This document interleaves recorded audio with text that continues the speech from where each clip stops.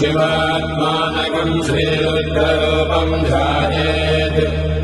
शुद्धस्फटिकसङ्काशम् त्रिनेत्रम् पञ्चवक्त्रकम् गङ्गाधरम् दशभुजम् सर्वाभरणभूषितम् नीलग्रीवम् शशाङ्काङ्कम् नागयज्ञोपवेदिनम् व्याघ्रजन्मोत्तरीयम् च वरेण्यमभयप्रदम् कमण्डलवक्षसोत्तानाद्धारिणम् शूलपाणिनम् ज्वलन्तम् पिङ्गलजटाशिखामज्ञोतधारिणम् वृषस्कन्धसमारोढम् उमादेहार्थधारिणम्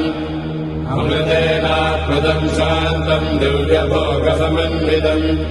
दिग्देवता समायुक्तम् सुरासुरनमस्कृतम् नित्यम् च शाश्वतम् शुद्धम् ध्रुवमक्षरमव्ययम् सर्वव्यापिनमीशानम् रुद्रम् वे विश्वरूपिणम् एवम् ध्यात्वा द्विजः सम्यक् ततो यजनमालभेत्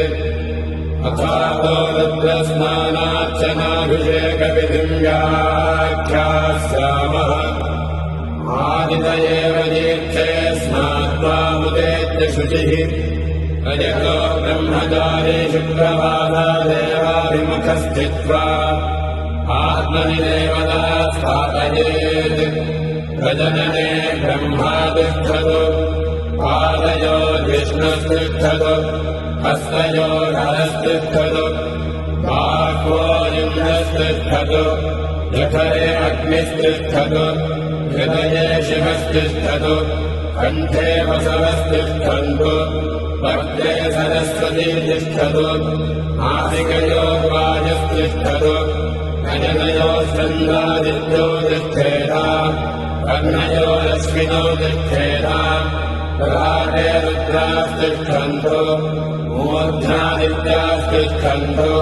शिरसि महादेवस्तिष्ठतु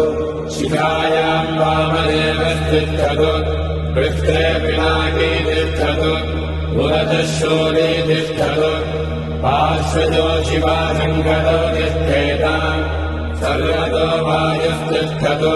ततो बहिः सर्वतोऽग्निज्वालामाला परिवृतस्तिष्ठतु सर्वेष्वङ्गेषु सर्वा देवता यथास्थानम् तिष्ठन्तु मागुम् रक्षन्तु ॐ अग्निर्मे वाचिः श्रितः वाहृदये हृदयम् मयि अहममृते अमृतम् ब्रह्मणि वायुर्मे प्राणे श्रितः प्राणो हृदये हृदयम् मयि अहममृते अमृतम् ब्रह्मणि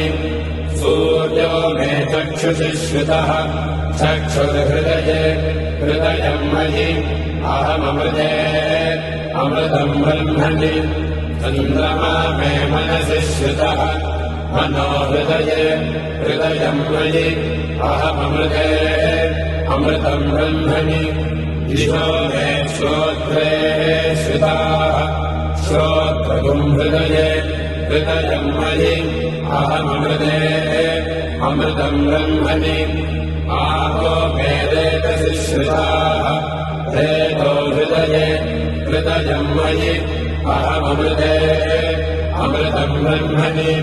पृथिवी मे शरीरे श्रिताः शरीरगुम् हृदये हृदयम् मयि अहममृते अमृतम् ब्रह्मणि ओषधिवनस्पतयो मे लोमसु श्रिताः लोमानि हृदये हृदयम् मयि अहममृते अमृतम् ब्रह्मणि इन्द्रो मे मणे श्रितः मधुम् हृदये हृदयम् मयि अहममृते अमृतम् ब्रह्मणि पर्जन्यो मे मूर्ध्नि श्रितः मूर्धा हृदये हृदयम् मयि अहममृते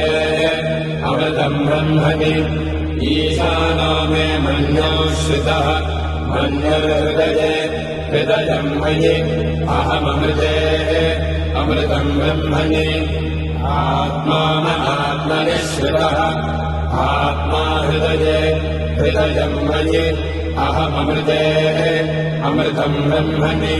पुनर्महात्मा पुनरायुरागात् पुनर्भानः पुनरागोतमागात् वैश्वानरो रश्मिभिर्मावृधानः अन्तस्तिष्ठत्वमृतस्य गोपाः अस्य श्रीरुद्राध्याय प्रश्नमहामन्त्रस्य अघोरऋषिः अनुष्टुप्छन्दः सङ्गर्षणमोऽद्यस्वरूपो योऽसावादित्यः परमपुरुषस्य येन रुद्रो देवता नमः शिवायेति बीजम् शिवधरायेति शक्तिः महादेवायेति कीलकम् श्रीसाम्ब सदाशिवप्रसादसिद्ध्यर्थे जपे विनियोगः ॐ अग्निहोत्रात्मने अङ्गुष्ठाभ्याम् नमः दर्शपूर्णमासात्मने दुर्जनेभ्याम् नमः चातुर्मास्यात्मने मध्यमाभ्याम् नमः निरोधमशुबन्धात्मने अनामिकाभ्याम् नमः ज्योतिष्ठोमात्मने कनिष्ठिकाभ्याम् नमः सर्वकृत्वात्मने करदलकरवृत्ताभ्याम् नमः अग्निहोत्रात्मने हृदयाय नमः निर्विषपूर्णमासात्मने विरते स्वाहा चातुर्मास्यात्मने शिखायै वषट् निरोधपशुबन्धात्मने कवचाय हुम् ज्योतिष्ठोमात्मने नेत्रत्रयाय भूषणे सर्वकृत्वात्मने अस्त्राय भटे दोद्भवस्वरोगिषिबन्धः ध्यानम्